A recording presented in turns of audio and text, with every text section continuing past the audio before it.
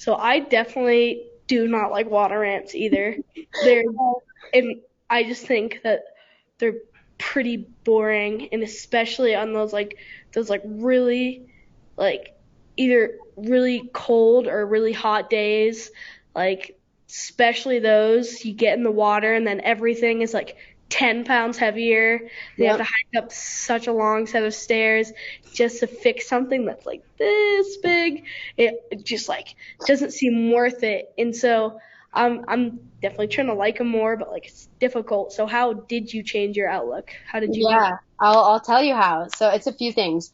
So one, I decided to just try more tricks and not get so focused and get such bad tunnel vision on one trick. Because, for a while it was like a back full and then it was a cork seven and I just wasn't really good at either. And I would just do them all day, all day, all day. And it just wasn't working. And so I kind of decided to not do so much of one trick per day. So I'd do about 5 cork seven and then I'd be like, okay, I'm going to do some back mutes. And okay, now I'm going to do some back tucks. And now I'm going to do some 360s, even though I don't do them anymore. They're kind of fun.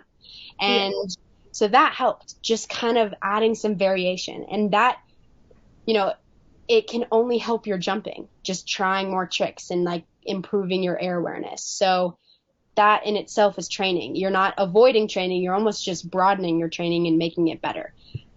Strategy 2, and this is what Riley Campbell, my coach for the past like decade, helped me with. So he would kind of come up with challenges on any given day, and we'd kind of come up with games, and he'd score some of my jumps, and he would, I don't know exactly what other games we'd play, but basically it made it fun and competitive.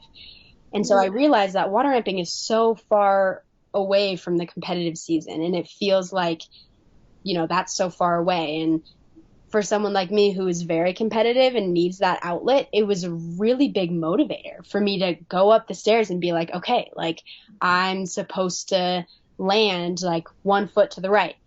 And some days Riley would be like, okay, and then I'll buy you like a candy bar if you do that. So there was like incentive, right? Yeah. Like I'm like a 5-year-old out there, but that's what it took.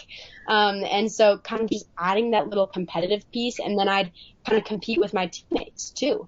And I'd be like, all right, like let's do like a little comp sim here, or like let's play like let's see who can do the biggest front flip or something like that. And so it made it more fun.